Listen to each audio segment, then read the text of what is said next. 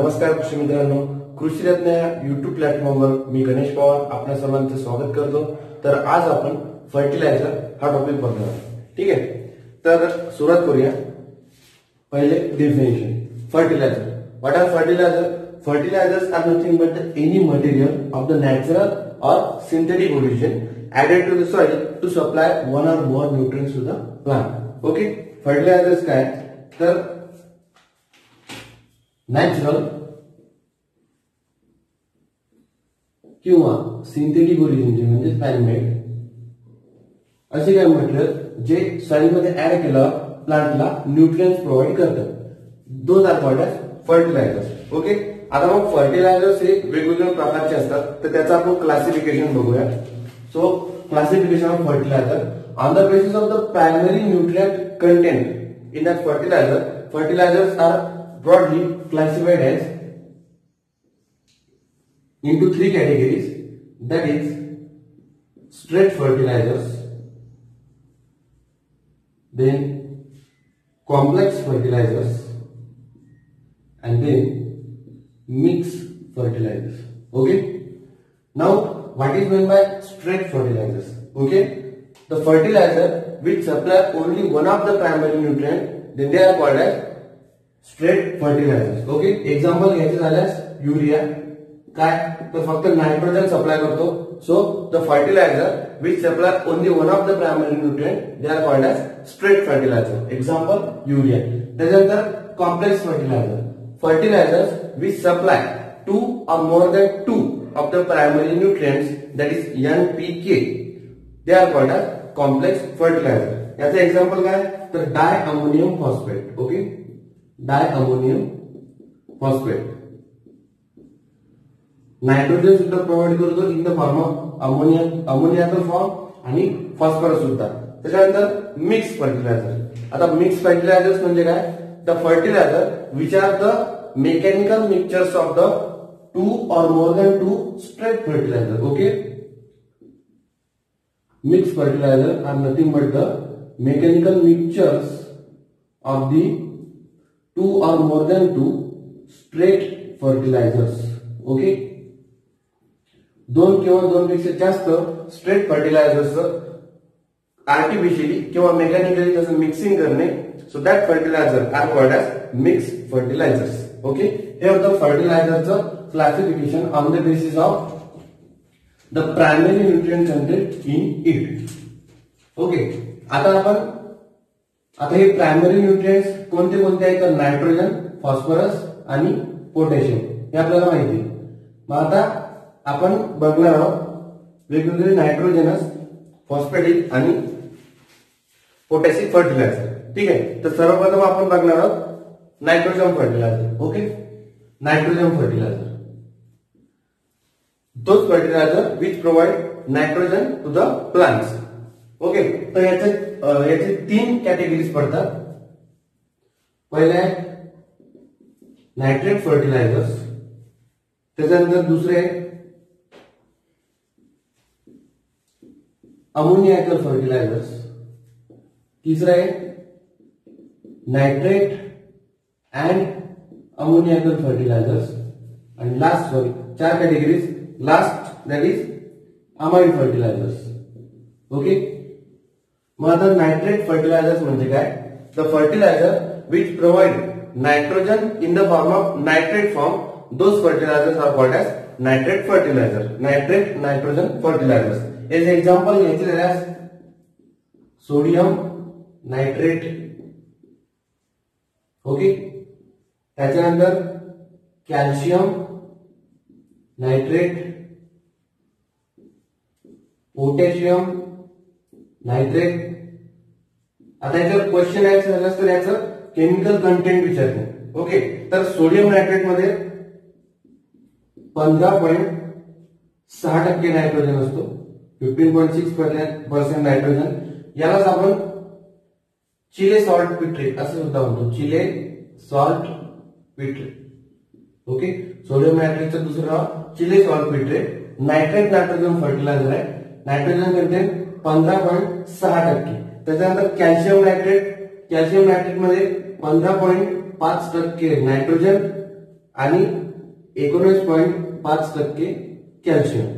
Okay, calcium nitrate. 15.5% nitrogen, 19.5% calcium. त्याच्यानंतर potassium nitrate. Potassium nitrate मध्ये 13% nitrogen आणि 36.4% potassium. Okay, तर हे होतं नायट्रेट फर्टिलायझर्सच्या बाबतीत. आता आपण दुसरा प्रकार पाहणार आहोत. कोणता? तर ammoniacal nitrogen fertilizer. The fertilizer which provide nitrogen in the ammoniacal form, those fertilizers are called as ammoniacal nitrogen fertilizer. त्याचं एक्झाम्पल जर मी घ्यायचे झाल्यास ammonium sulphate. Ammonium sulphate chemical content 20.6% nitrogen आणि 24% सल्फर. त्याच्यानंतर अमोनियम फॉस्फेट. त्याच्यानंतर ammonium chloride. Okay, ammonium chloride 26% nitrogen. त्याच्यानंतर anhydrous ammonia. 81.5% nitrogen किंवा काही काही ग्रुपमध्ये 82% नायट्रोजन. ओके, तर हे होतं अमोनियाकल नायट्रोजन फर्टिलायझर. याच्यामध्ये अमोनियम सल्फेट मध्ये 20.6% नायट्रोजन आहे आणि 24% सल्फर आहे. अमोनियम क्लोराइड मध्ये 26% नायट्रोजन आहे. आता हा अमोनियम क्लोराइड हा सोलॅनिशियस क्रॉप्स म्हणजे फॉर एक्झाम्पल टोबॅको, टोमॅटो या क्रॉप साठी वापरला जात नाही का? कारण की त्यातला जो क्लोराइड असतो तो त्या सोलॅनियस क्रॉप साठी घातक असतो. त्याच्यानंतर अनहायड्रस अमोनिया. नायट्रोजन कंटेंट सर्वात जास्त आहे नायट्रोजनस फर्टिलायझर पैकी. किती आहे? नियर अबाउट 82% किंवा 81.5%. Okay, so this is fertilizer which contain highest amount of the nitrogen. कोणता आहे? Anhydrous ammonia. इथे सुद्धा एक ऑब्जेक्टिव्ह तयार होतो. ठीक आहे, त्याच्यानंतर आपण नेक्स्ट क्लासिफिकेशन पाहणार आहोत. That is nitrate and ammoniacal nitrogen fertilizer. The fertilizer which provides nitrogen in both nitrate and ammoniacal form, those fertilizers are called as nitrate and ammoniacal nitrogen fertilizers. याचे example ammonium nitrate. Ammonium nitrate मध्ये nitrogen 33.5%. Okay, त्याच्यानंतर calcium ammonium nitrate. 25% nitrogen. त्याच्यानंतर ammonium sulphate nitrate. 26% nitrogen आणि 12.1% sulphur. हे होतं nitrate and ammoniacal nitrogen fertilizer. याच्यामध्ये CAN fertilizer महत्वाचं आहे. 25% नायट्रोजन, याला किसान खाद असं सुद्धा म्हणतात. किसान खाद. ओके, हे होतं nitrate and ammoniacal nitrogen fertilizer. त्याच्यानंतर last category that is amide. The fertilizer which contain nitrogen in the amide form. Okay, amide form or cyanide ग्रुपचे जे नायट्रोजन फर्टिलायझर्स आहे they are called as amide nitrogen fertilizer. याचे example urea. त्याच्यानंतर calcium cyanamide. Urea आणि calcium cyanamide. Okay, आता युरियामध्ये 46% nitrogen. Okay, त्यानंतर calcium cyanamide मध्ये 20.6% नायट्रोजन. आता याच्यामध्ये युरिया. ओके, 46% नायट्रोजन आहे. त्याच्यानंतर महत्वाचं फर्टिलायझर आहे. So this urea contain highest concentrated solid form of nitrogen. Okay, जे काही सॉलिड नायट्रोजन फर्टिलायझर आहे त्याच्यामध्ये हायेस्ट नायट्रोजनचं कॉन्सन्ट्रेशन असणारा फर्टिलायझर दॅट इज युरिया. त्याच्यानंतर urea is also called as organic fertilizer. Okay, confuse करून घेऊ नका. युरिया हा ऑर्गॅनिक फर्टिलायझर आहे, इनऑर्गॅनिक फर्टिलायझर नाही. तर हे होतं नायट्रोजन फर्टिलायझर्सचं क्लासिफिकेशन. याचे तुम्हाला त्यांचे केमिकल कंटेंट लक्षात ठेवायचे. कशामध्ये किती किती पर्सेंट नायट्रोजन आहे आणि त्याच्यासोबतच त्याचे जे काही सल्फेट्स असतील किंवा कॅल्शियम असतील त्याचं प्रमाण सुद्धा तुम्हाला लक्षात ठेवायचं. ओके, आता आपण वळूया फॉस्फॅटिक फर्टिलायझर्स कडे. Phosphatic fertilizer. Okay, phosphatic fertilizer मध्ये याच्यामध्ये फॉस्फॅटिक फर्टिलायझर हे मेनली 3 ते 4 कॅटेगरीमध्ये डिवाइड केला जातात. एक आहे वॉटर सोल्युबल फॉस्फॅटिक फर्टिलायझर, दुसरा आहे सायट्रिक ऍसिड सोल्युबल फर्टिलायझर, तिसरा आहे वॉटर आणि citric both acid in soluble fertilizer, म्हणजे दोन्हीमध्ये सोल्युबल नाही. तसे त्याचे 3 प्रकार पडतात. त्याच्यानुसार आता आपण बघूया. पहिला फॉस्फॅटिक फर्टिलायझर आहे single super phosphate. Okay, single super phosphate याच्यामध्ये 16% P2O5 असतो. त्याच्यानंतर डबल सुपर फॉस्फेट याच्यामध्ये 32% P2O5 असतो. त्याच्यानंतर ट्रिपल सुपर फॉस्फेट याच्यामध्ये 48% P2O5 असतो. 48% किंवा काही ग्रुप मध्ये 46%. ओके, तर हे होते फॉस्फॅटिक फर्टिलायझर. याच्यात तुम्हाला कोणती फर्टिलायझर वॉटर सोल्युबल आहे आणि कोणती फर्टिलायझर सायट्रिक ऍसिड सोल्युबल आहे हे लक्षात ठेवायचं आहे. त्याच्यावर सुद्धा त्याचं कॅल्शियमचं प्रमाण सुद्धा लक्षात ठेवलं जाते. हे थेरॉटिकल पार्ट आहे, तुम्हाला बुक मध्ये वाचून कळून देईल. त्याच्यानंतर आहे पोटॅशिक फर्टिलायझर. ओके, नेक्स्ट कॅटेगरी आहे पोटॅशिक फर्टिलायझर. पोटॅशिक फर्टिलायझर मध्ये मेन 2 प्रकारचे फर्टिलायझर. पहिला आहे म्युरेट ऑफ पोटॅश आणि दुसरा आहे पोटॅशियम सल्फेट. ओके, पहिला आहे म्युरेट ऑफ पोटॅश, पोटॅशियम क्लोराईडलाच काय म्हणतात म्युरेट ऑफ पोटॅश. त्यानंतर दुसरं आहे पोटॅशियम सल्फेट. आता म्युरेट ऑफ पोटॅश म्हणजे KCl, त्याच्यामध्ये पोटॅशियमचं प्रमाण किती आहे 60%, 60% ऑफ K2O आणि 47% chlorine.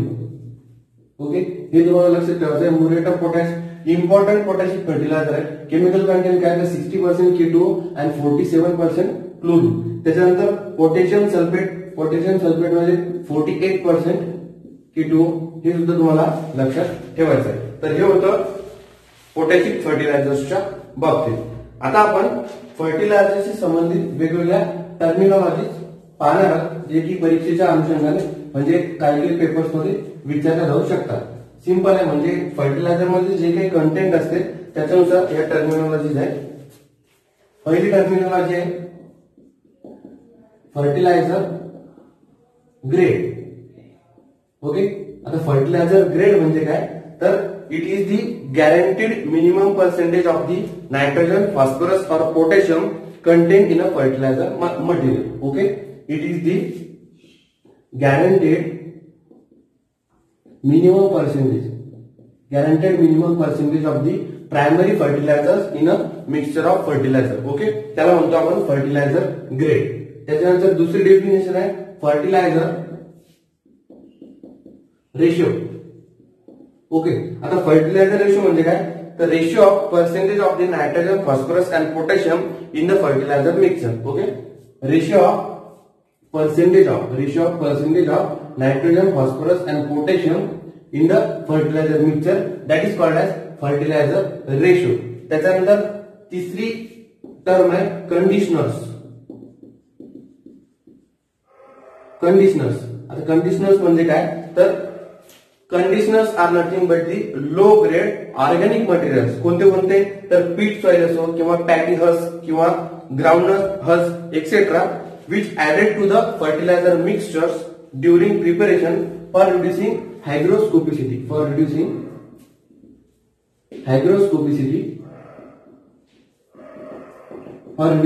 hygroscopicity and maintain physical condition of the fertilizer.